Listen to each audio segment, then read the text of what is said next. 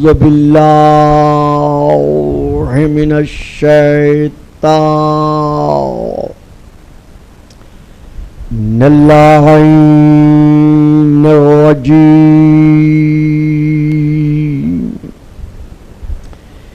بسم الله الرحمن الرحيم الحمد لله الذي جعل ليلة القدر خيرا من ألف شهر والشكر لله الذي جعلنا من أهل ليلة القدر والصلاة والسلام على معدن فيوزات ليلة القدر محمد المبعوث صلوات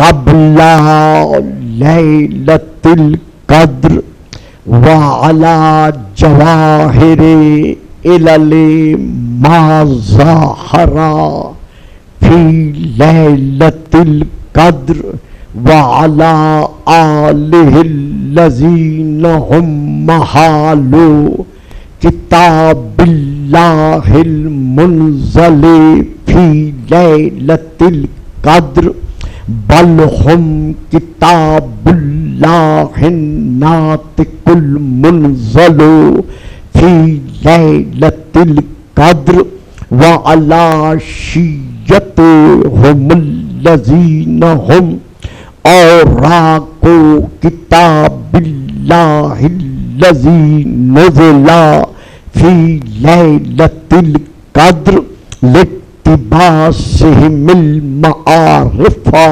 من مشكات ليلة القدر أما بعد فقد قال الله تبارك وتعالى الذي خالق ليلة القدر في كتاب القدر إنما يريد الله ليذهب عنكم الرجس أهل البيت ويطهركم تطهيرا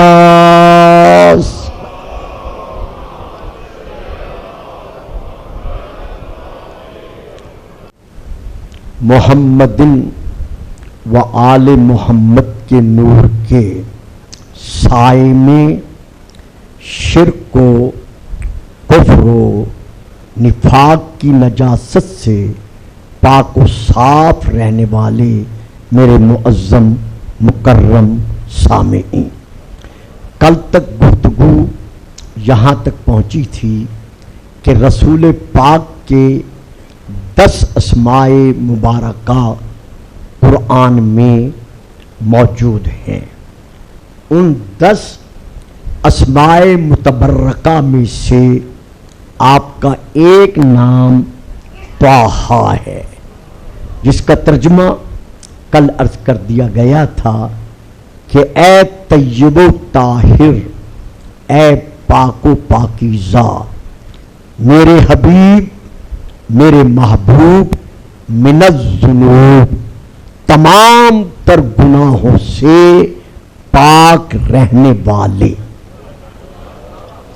اب یہاں پر گزارش یہ ہے کہ رسول پاک کے ساتھ ساتھ ہم تمام تر شیعان محمد و آل محمد کا بھی اور ہمارے وہ غلامان رسول جو ہمیشہ عشق رسول اور آل رسول میں زندگی کا ایک ایک سانس بسر کرتے چلے آ رہے ہیں، ان کا بھی اور ہمارا بھی یہی عقیدہ ہے کہ 5 تن پاک ہیں. میں نے کل یہ عرض کیا تھا اور آج ابتدائے کلام میں میں نے عرض کر دیا ہے کہ ہمارے رسول پاک کا جو نام نامی اس میں مبارکہ طٰہٰ ہے، اس کا معنی یہی ہے تفسیر قرطبی کے حوالے سے اور ضیاء القرآن حضرت علامہ پیر کرم شاہ صاحب کے حوالے سے کہ اے میرے وہ حبیب جو تمام گناہوں سے پاک ہے. اور عربی میں اردو کی بجائے تفسیر میں یہ لکھا ہوا ہے تمام ارجاس سے. ارجاس جمع ہے رجسن کی، رجسن واحد، ارجاس اس کی جمع. تو ہمارا رسول تمام ارجاس سے پاک ہے.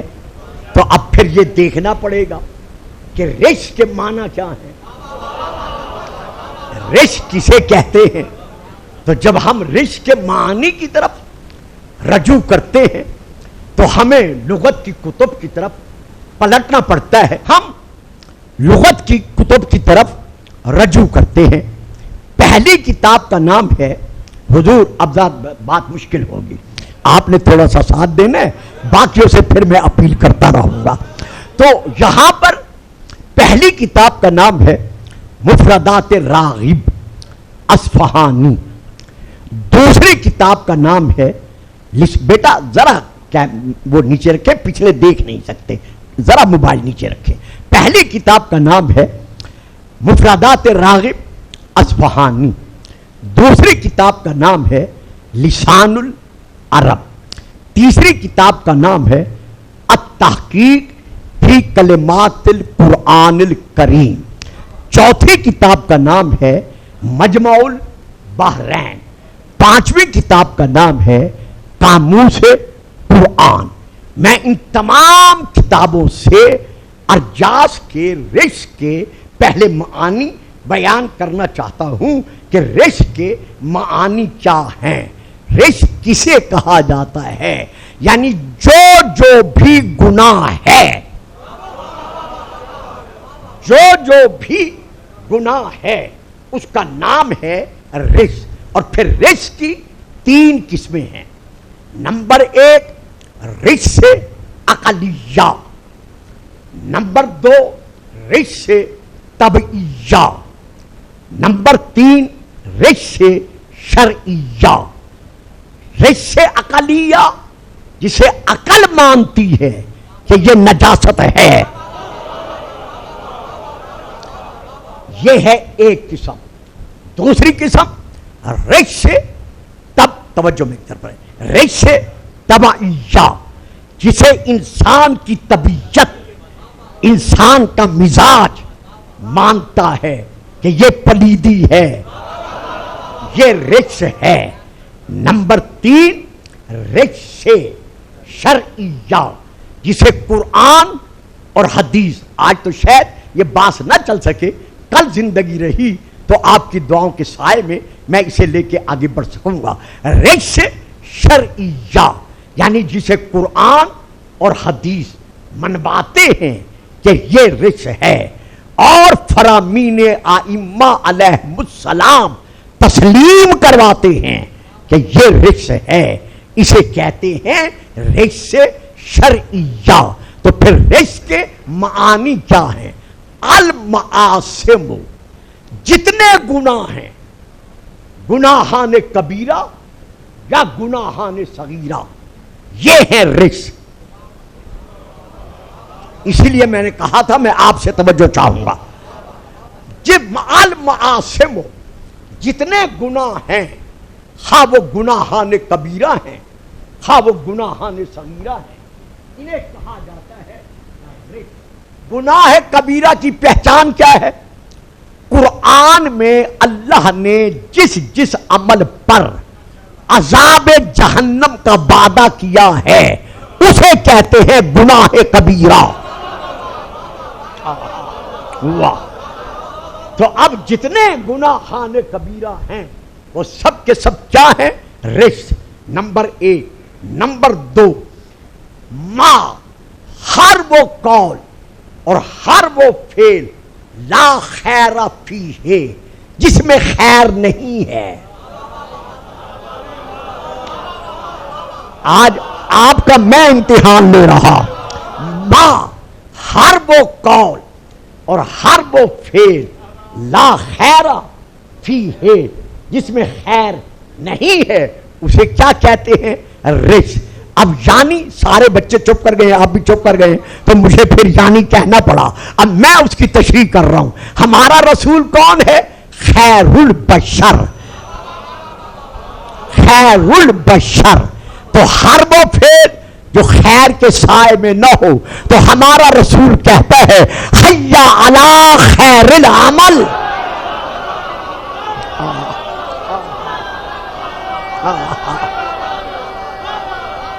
واہ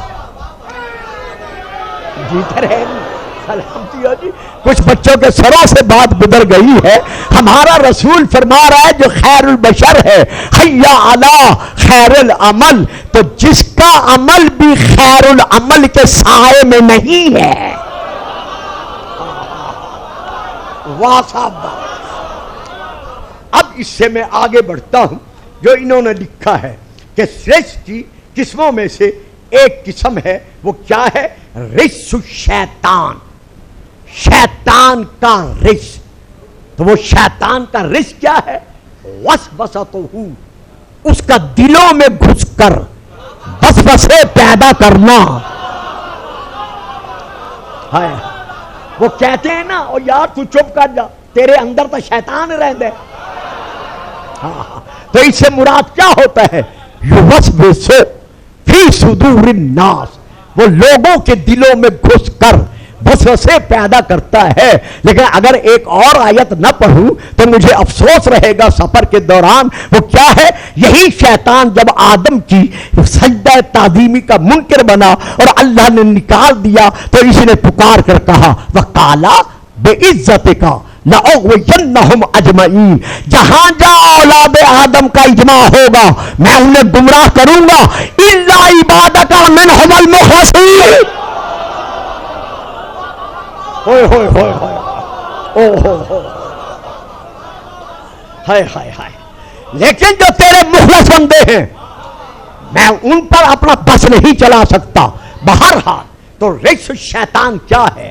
دلوں میں گھس کر وسوسے پیدا کرنا. تو ان وسوسوں کا دوسرا نام ہے رجس. اب انہی کتابوں میں یہ لکھا ہوا ہے الرجس الشک. شک کا دوسرا نام رجس ہے. تو اس شک سے مراد کیا ہے؟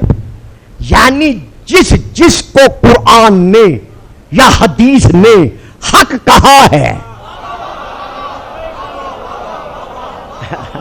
بیٹا میں آپ سے کچھ نہیں کہتا نہیں, لیکن میں کیا کروں, آخر مجھے کچھ ایسی باتیں کرنی ہے. میں نے کوئی وہ روزانہ جنگ خیبر اور خندق تو نہیں سنانا نا. تو الرجس الشک. تو ہمارے ہاں شیعہ کتب میں یہ لکھا ہوا ہے کہ اس شک سے مراد ہے کہ جو بھی جسے قرآن نے یا حدیث نے حق کہا ہے اس حق پر شک کرتا ہے وہ خود رجس ہے. واہ جی واہ, واہ جی واہ. بھائی ذرا آپ آگے بیٹھے کریں نا, آپ پیچھے بیٹھ جاتے ہیں.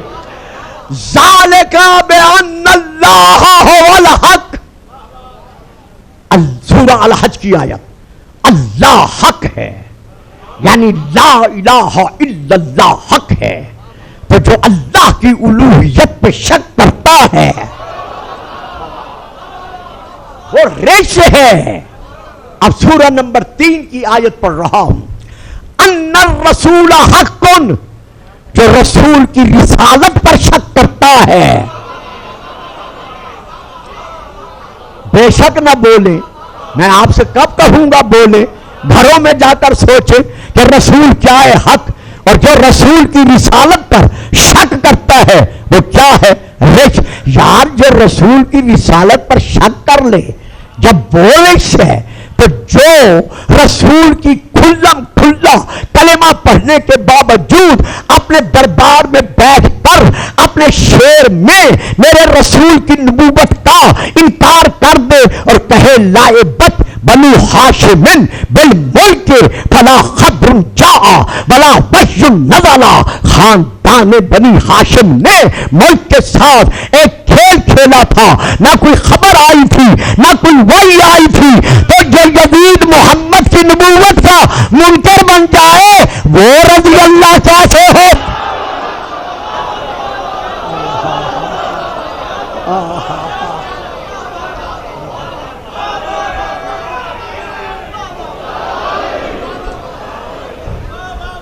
بڑی مہربانی۔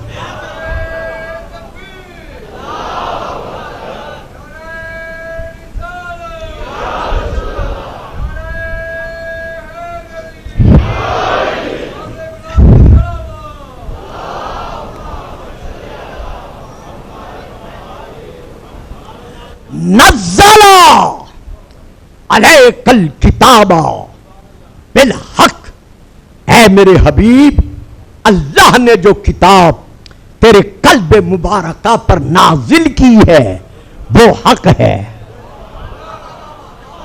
تو جو بھی اس کتاب پر شک کرے وہ رجس ہے۔ بھئی جو سامت کے فیصلے پر شک کر دے جب وہ رجس ہے تو جو ناطق کے فیصلوں پر،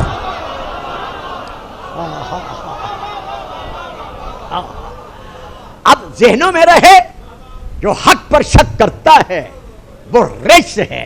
تو اب میں دو حوالے دے رہا ہوں کتابوں کے، جن میں سے پہلی کتاب کا نام ہے تاریخ بغداد جلد نمبر 14، اور دوسری کتاب کا نام ہے مناقب خوارزمی۔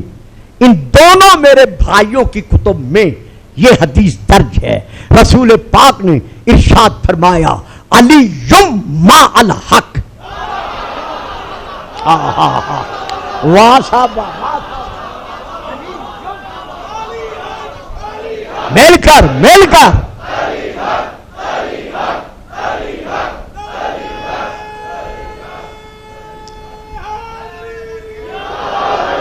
علی مع الحق والحق مع علی لن یفترقا حتی یاردا علی الحوض یوم القیامہ۔ علی کا دوسرا نام حق ہے اور حق کا دوسرا نام علی ہے، اور یہ حوض کوثر پر اکٹھے وارد ہوں گے۔ معلوم ہو گیا نا کہ کوثر پر وہی جا سکے گا جو دونوں کو ماننے والا ہوگا۔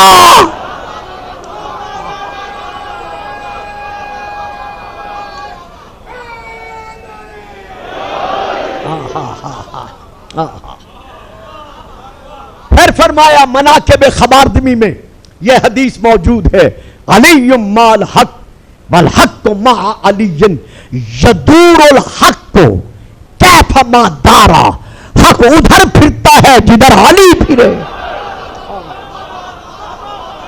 تو اب علی کا دوسرا نام حق ہے، تو جو حق پر شک کرتا ہے وہ رجس ہے۔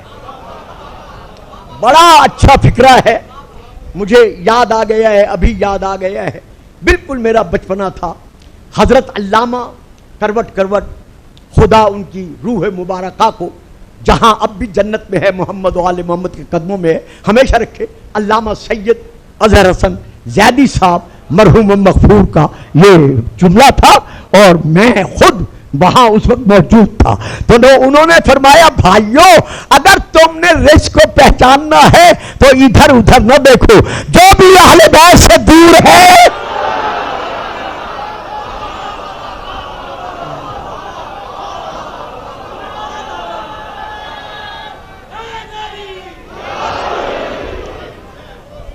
واہ، تو یہاں تک میں آپ کو لے آیا۔ ہم ذرا اس کے بعد آگے بڑھتے ہیں اور ہم یہ دیکھتے ہیں کہ اللہ فرما رہا ہے انما یرید اللہ لیذھب عنکم الرجس اہل البیت ویطہرکم تطہیرا۔ جس قدر اہل بیت کا دائرہ وسیع کر دیا جائے ہمیں انکار نہیں ہے، جو جتنا وسیع کرنا چاہتے ہیں ہم مفتی بن کر کسی پر فتویٰ عائد کرنے کا حق نہیں رکھتے، لیکن رسول سے پوچھنے کا تو حق رکھتے ہیں۔ واہ! کہ دیکھیں نا، میں یہاں یہ بات کرتا چلوں کہ اہل بیت رسول کون ہیں۔ ہم نے یہ عقبہ کی گھاٹی والوں سے نہیں پوچھنا، نہیں، میرے کچھ بچے نہیں سمجھے۔ بچوں میں کیا کر سکتا ہوں، میں رکتا رہوں تو مجھے ٹائم آگے نہیں بڑھنے دے گا۔ یعنی جن لوگوں نے عقبہ کی گھاٹی میں رسول کے قتل کا منصوبہ بنایا تھا، ہم نے ان سے نہیں پوچھنا کہ اہل بیت رسول کون ہے۔ چلو جی چپ کر گئے ہو تو ایک اور فکرہ دے رہا ہوں، ہم نے مسجد زرار بنانے والوں سے نہیں پوچھنا۔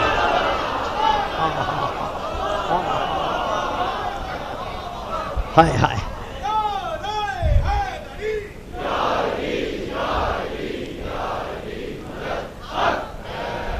کہ اہل بیت رسول کون ہے؟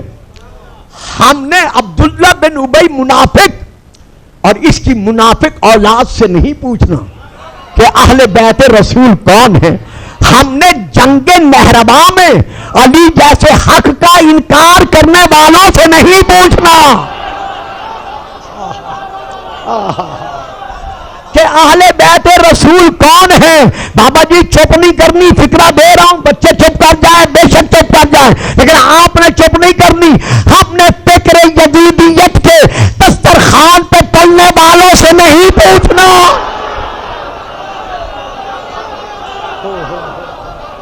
ہم نے ما آتاکم الرسول کے سائے میں رسول پاک سے پوچھنا ہے۔ تو جب ہم رسول کی طرف آپ کی بارگاہ میں حاضری دینے کے لیے کہ کچھ عرض کرنے کے لیے حاضر ہوئے تو سب سے پہلے ہماری ماں نے ہمیں بتا دیا۔ یہ دیکھیے، میں کتاب کا نام لے رہا ہوں، کیمرے موجود ہیں، ہماری ماں بیان کر رہی ہیں۔ پہلے کتاب کا نام لوں، پھر ماں کا اسم گرامی، پھر ان کی روایت آپ کے سامنے عرض کرتا ہوں۔ کتاب کا نام ہے تفسیر خازن، کتاب کا نام ہے تفسیر خازن، جلد نمبر ہے 3، صفحہ نمبر ہے 499۔ یہ کتاب چھپی ہوئی ہے دارالکتب علمیہ لبنان کی، یہ عربی میں ہے۔ اگر اردو میں دیکھنا چاہیں تو حضرت پیر سید خضر حسین چشتی کی کتاب ہے جس کا نام ہے آل رسول، جلد نمبر 1 ہے، صفحہ نمبر ہے 59 اور 60۔ ان دونوں کتابوں میں یہ درج ہے کہ ہماری ماں حضرت بی بی ام المومنین عائشہ رضی اللہ تعالی عنہا جیسی مسلمانوں کی ماں بیان کر رہی ہیں کہ سرور عالم صبح سویرے تشریف لائے، اس وقت آپ سیاہ بالوں کی ایک منقش یعنی دھاری دار چادر پہنے ہوئے تھے۔ ہماری ماں بیان کر رہی ہیں کہ رسول صبح سویرے تشریف لائے اور وہ ایک کالی چادر میں، سیاہ چادر میں جو دھاری دار تھی اپنے اوپر لیے ہوئے تھے۔ بھائیو بیٹو، اگر آج کوئی آپ کے سیاہ لباس پر اعتراض کرے تو کہہ دینا ماں کا فرمان کہاں جائے گا۔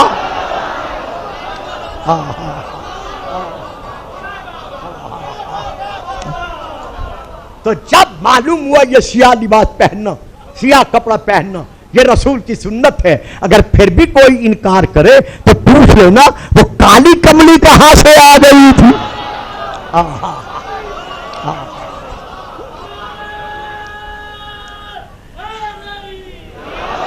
آپ آئے اور وہ چادر لے کر آپ بیٹھ گئے۔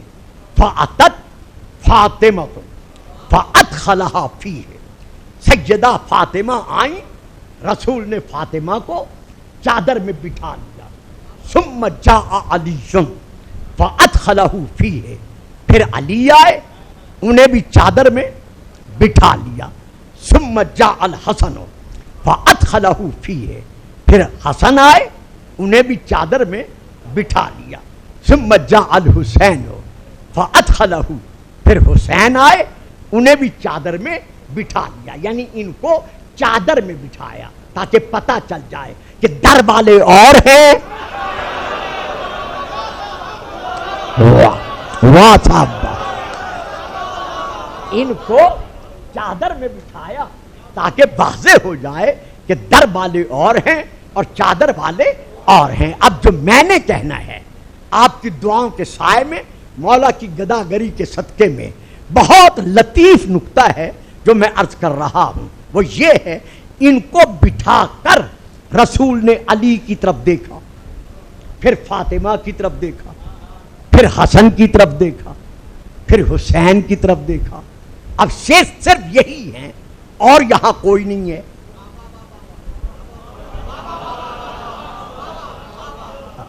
صرف یہی ہیں اور یہاں کوئی نہیں ہے.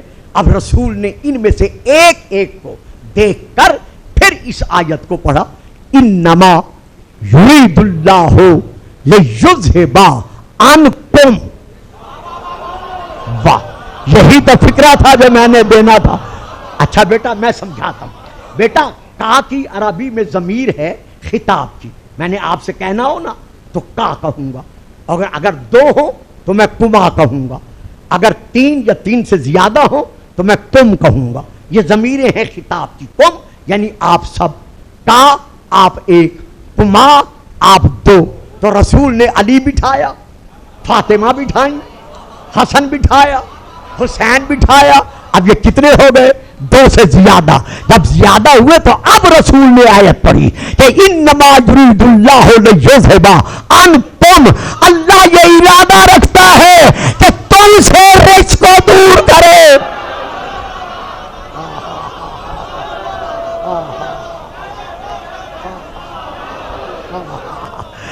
نہیں صاحب، جو سمجھ گئے ہو نعرہ لگا دو، باقی چپ رہو.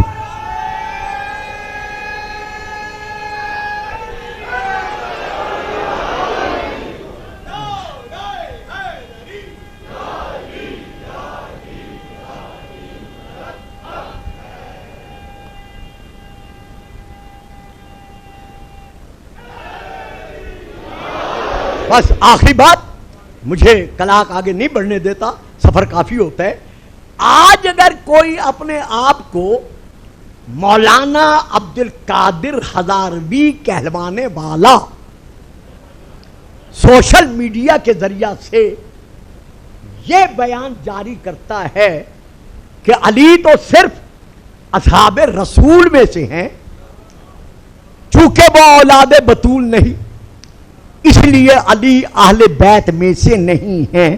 مولانا یہ میں نے حوالے دے دیے ہیں، آگے چل کے دوں گا کہ رسول نے چادر کے سائے میں علی کو بٹھایا اور پھر کہا انما یرید اللہ لیذھب عنکم الرجس اہل البیت. اب جواب دو، تم سچے ہو یا جس کا کلمہ پڑھتے ہو وہ سچ؟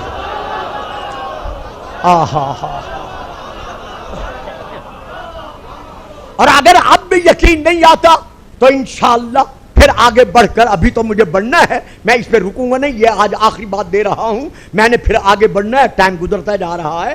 یہ کتاب کا نام ہے ینابیع المودت، صفحہ نمبر ہے 297 عربی میں. ان ابی وائل، ابی وائل سے یہ روایت ہے، ان ابن عمر، حضرت عمر رضی اللہ تعالی عنہ کے بیٹے حضرت عبداللہ بن عمر بیان کرتے ہیں کہ ایک دن کافی سارے صحابہ بیٹھے ہوئے تھے. کننا اذا عددنا اصحاب النبی، ہم نے آپس میں بیٹھ کر کہا کہ اصحاب نبی میں سے کون کون تمام صحابہ سے افضل ہے. جب یہ گفتگو ہوئی تو اس وقت میں نے اور میرے باقی ساتھیوں نے جواباً یہ کہا، قلنا، ہم نے کہا، ابو بکر و عمر و عثمان، حضرت ابو بکر، حضرت عمر، حضرت عثمان، یہ تینوں صحابی رسول کے تمام صحابہ سے افضل ہیں. یہ کہہ کر میں چپ کر گیا.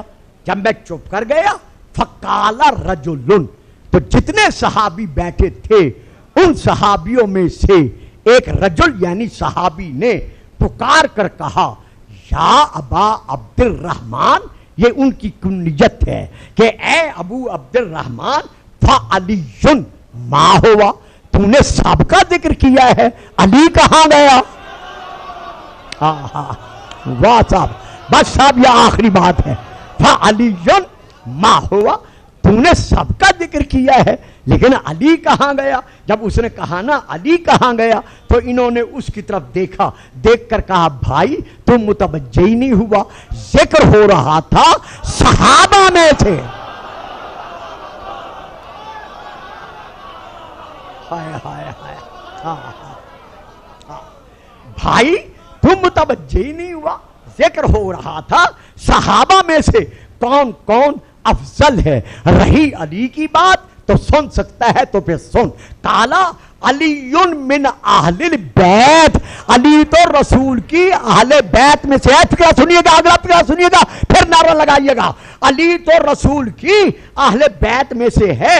لا یقاس بہ احد هو مع رسول اللہ، علی کے ساتھ کسی کا قیاس نہیں کیا جا سکتا، وہ تو ذات میں اور صفات میں رسول کا شریک ہے۔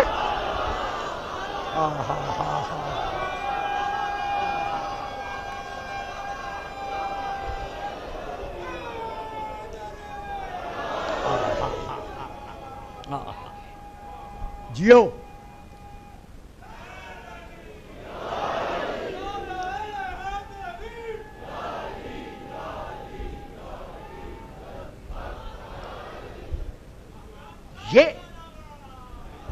یہ لو بیٹا، یہ ہے اہل بیت رسول جن کی عظمت کو اللہ نے بھی منوایا ہے اور اللہ کے رسول نے بھی منوایا ہے۔ مستند کتب مقاتل میں، کتب مصائب میں یہ روایت موجود ہے کہ جب سن 11 ہجری 3 جمادی الثانی کا دن گزار کر رات کی تاریکی میں بنت رسول کا تابوت اٹھا،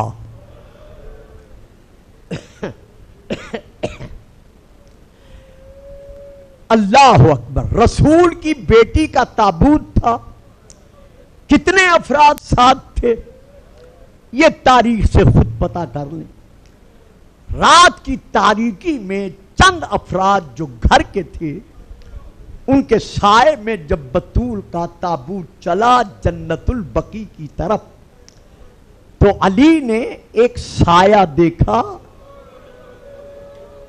تابوت کے نیچے۔ علی جانتے تھے لیکن ہم تک یہ غم پہنچانا مقصود تھا۔ فرماتے ہیں بیٹا حسن، اس تابوت کے سائے میں ایک سایہ دیکھ رہا ہوں، یہ کس کا سایہ ہے؟ حسن رک کر کہتے ہیں بابا کوئی غیر نہیں ہے، ماں کا تابوت ہے، رات کا اندھیرا ہے، غیروں میں سے کوئی ساتھ نہیں ہے، پردے میں لپٹی ہوئی میری بہن زینب روتی ہوئی آ رہی ہے۔ عزاداروں، رونے والوں، جب زینب کا نام آیا نہ رونے والا علی رو پڑا، روتے ہوئے فرمایا حسن تابوت روک دو، بابا حکم پہلے اپنی بہن کو گھر پہنچاؤ، بابا کوئی غیر تو ساتھ نہیں ہے۔ علی رو کر کہتے ہیں حسن میں کیا کروں، میرا دل گوارا نہیں کرتا کہ میری زندگی میں زینب۔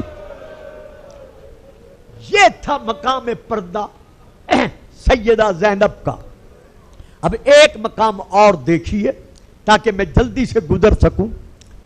سن 40 ہجری 19 رمضان کی صبح علی کے سر پر زہر میں بجھی ہوئی ابن ملجم کی تلوار چلی، جیسے فرق مبارکہ کو چیرتی ہوئی امام کے دماغ تک یہ تلوار پہنچی، خون جاری ہوا۔ علی مصلی پر دائیں رخسار کے بل آئے، جبرائیل نے ندا دے کر کہا قد قتل الامیر المومنین علی ابن ابی طالب۔ لوگوں، کائنات کا امیر علی شہید کیا گیا، تڑپ کر سناب سیدہ زینب بہنوں کے ساتھ آ کر دروازے پر کھڑی ہو گئی. کبھی حسن سے کہا، کبھی حسین سے کہا، کبھی عباس سے کہا، کبھی حنفیہ سے کہا کہ جاؤ جلدی میرے بابا کو لے آؤ. رو رو کے کہتی رہی میرے بابا کو لے آؤ، لیکن گھر سے چل کر مسجد میں نہیں گئی. یہ تھا مقام پردہ سیدہ زینب کا. اب اسی مقام پردے کو ملحوظ خاطر رکھتے ہوئے آئیے ذرا شام کے بازار میں دیکھیے. سن 61 ہجری یکم سفر یہ لٹا ہوا قافلہ شام کے خونی بازار میں پہنچا. بچوں میں نے یہ خونی بازار اس لیے کہا ہے کہ سیدہ کہتی ہے جتنے پتھر شام کے بازار میں برسے ہیں، مرحبا مرحبا مرحبا اجرکم من اللہ، یہ رونے کی باتیں ہیں. یعنی جس سیدہ کا یہ مقام تھا کہ نانے کے مزار پر بھی رات ڈھلنے کے بعد جاتی تھی، راستے کے چراغ بجھا دیے جاتے تھے. جب یہی سیدہ تمام قیدین فوج کے ساتھ شام کے بازار میں پہنچی ہیں تو بی بی کہتی ہیں جتنے پتھر شام کے بازار میں پڑتے ہیں، کربلا سے لے کر شام تک اتنے پتھر ہم پر کہیں نہیں برسے. اور یہ فکر جو اب میں ادا کر رہا ہوں، یہ کتاب کا نام ہے ریاض الاحزان.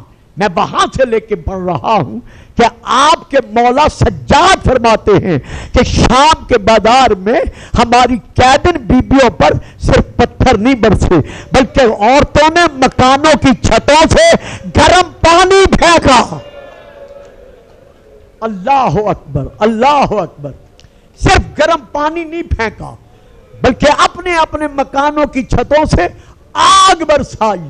اب ذرا آنکھیں بند کر کے تصور کرو، بیبیوں کے ہاتھ گردن کے پیچھے بندھے ہوئے ہیں، چھوٹے چھوٹے بچے قیدی ہیں، آگ برس رہی ہے، اپنے آپ کو کیسے بچائے.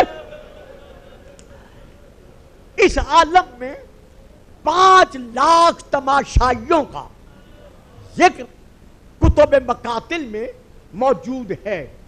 120 پرچم تھے، جھنڈے تھے قبائلی سرداروں کے. ان 120 جھنڈوں میں سے ہر ایک جھنڈے کے نیچے 5-5 ہزار تماشائی تھے. 5 لاکھ کا اجتماع تھا. اور لوگوں جو کبھی بابا کے سامنے دن میں نہیں آتی تھی، 5 لاکھ تماشائی شراب پی رہے ہیں، ڈھول بج رہے ہیں، تالیاں بجا رہے ہیں، رقص کر رہے ہیں، گانے گا رہے ہیں. لیکن ظلم کی بات یہ ہے ایک دوسرے سے کہہ رہے ہیں یہ باغی کی بڑی بہن ہے، اسے جتنا مار سکتے ہو مارو. جب ہر طرف سے پتھر برسے، نیزے آگے بڑھے، تازیانے برسے، جب بیبیوں نے بلند آواز کے ساتھ بازار میں رونا شروع کیا تو ان کو چپ کرانے کے لیے نیزے لگائے گئے، تازیانے مارے گئے، ظلم کیا گیا.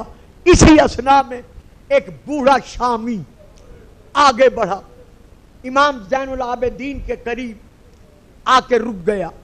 گلے میں توق ہے، پاؤں میں بیڑیاں، ہاتھوں میں لوہے کے زنجیر، گردن جھکی ہوئی ہے. قریب رک کے کہتا ہے قیدی اللہ کا بڑا شکر ہے کہ اس نے تم جیسے دین کے باغیوں کو مٹا دیا. جب اس نے کہا نا تم جیسے دین کے باغیوں کو مٹا دیا، سید سجاد نے کمر کو سیدھا کرتے ہوئے ذرا سر اٹھایا. اس شامی نے، بزرگ نے آپ کے حق میں ناسزا الفاظ بیان کرنا شروع کیے جن کا میں ذکر نہیں کر سکتا. پڑھتے رہتے ہیں، میں نہیں پڑھا کرتا. چپ کر کے میرے مولا سنتے بھی رہے، روتے بھی رہے. جب وہ کہہ کہہ کر تھک گیا اور چپ کر گیا تو امام نے سرد آنکھ پھینک کر کہا اے شیخ کبھی قرآن بھی پڑھا ہے؟ دیکھ کر کہتے قیدی میں کوئی غیر مسلم نہیں ہوں، میں مسلمان ہوں، ہاں میں قرآن کا قاری ہوں۔ فرمایا کبھی یہ آیت پڑھی ہے قُلْ لَا أَسْأَلُكُمْ عَلَيْهِ أَجْرًا إِلَّا الْمَوَدَّةَ فِي الْقُرْبَى؟ رونے کے لیے یہی کافی تھا۔ آپ انتظار میں بیٹھ گئے۔ کہتے ہیں قیدی روزانہ پڑھتا ہوں، رسول کے قربا کا غلام ہوں۔ فرمایا اچھا کبھی یہ آیت بھی پڑھی ہے وَآتِ ذِی الْقُرْبَى حَقَّهُ، رسول کے قربا کا حق ادا کرو۔ کہا بے شک میں حق ادا کرتا ہوں، روزانہ ان پر درود بھیجتا ہوں۔ فرمایا اچھا کبھی یہ آیت بھی پڑھی ہے انما یرید اللہ لیذھب عنکم الرجس اہل البیت، کہتے ہیں آل بیت کے دروازے کا غلام ہوں۔ فرمایا کبھی یہ آیت بھی پڑھی ہے فَقُلْ تَعَالَوْا نَدْعُ أَبْنَاءَنَا وَأَبْنَاءَكُمْ۔ اب اس نے سر اٹھایا، اس شیخ بزرگ نے دیکھ کر کہتے ہیں قیدی کیا تو مجھے بتائے گا یہ تمام آیات تو ہم مسلمان پڑھتے ہیں؟ بس رونے والے میں نے فکرہ ادا کر دیا۔ قیدی یہ تمام آیات تو ہم مسلمان پڑھتے ہیں، یہ قرآن تو ہم مسلمانوں کی کتاب ہے، تو غیر مسلم ہو کر ہماری کتاب کا حوالہ کیسے دے رہا ہے؟ رسول کے نواسے نے، بیٹے نے جب اس نے غیر مسلم ہونے کا تانا دیا، آپ فرماتے ہیں یا شیخ یہ بتا کہ کبھی مدینے گیا ہے؟ کہتے ہیں ہاں زندگی میں ایک مرتبہ مدینے گیا ہوں۔ فرمایا کب گیا تھا؟ کہتا ہے جب نصرانی تھا، جب نصرانی تھا تب گیا تھا۔ کہاں گیا تھا؟ کہنے لگا جب محمد کے ساتھ نصارہ کا مباہلہ ہوا تھا تو میں اس وفد میں شامل تھا، میدان مباہلہ میں میں موجود تھا اور محمد تشریف لائے تھے، میں نے زیارت کی تھی، اس کے بعد میں مسلمان بنا تھا۔ فرمایا اچھا پھر بتائے گا کہ محمد کے ساتھ کون کون تھے؟ کہتے ہیں ہاں ایک اس کا بھائی علی تھا، ایک اس کی بیٹی فاطمہ تھی، ایک اس کا بیٹا جس نے انگلی پکڑی ہوئی تھی جس کا نام حسن تھا وہ تھا، اور رونے والوں عزاداروں غم عزا میں بیٹھ کر مولا کو پرسہ دینے والوں، کہتا ہے ایک اس کا بیٹا اس کی گودی میں تھا۔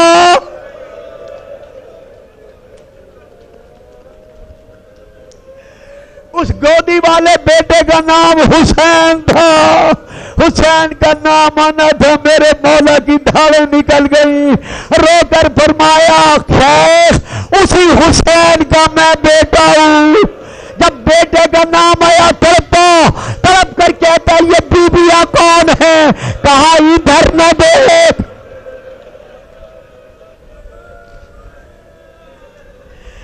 ان قید مستورات کو نہ دیکھ، یہ مدینے میں میدان مباہلہ میں آنے والی فاطمہ کی بیٹیاں ہیں۔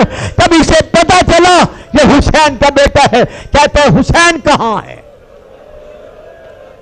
تڑپ کر کہتے ہیں حسین کہاں ہے قیدی؟ فرمایا وہ دیکھی نوٹ پر میرے بابا کا سر ہے۔ جب سر نظر آیا سجاد رو کر کہتے بابا قرآن پڑھ، بابا قرآن پڑھ، تاکہ ان شامیوں کو پتہ چلے کہ ہم رسول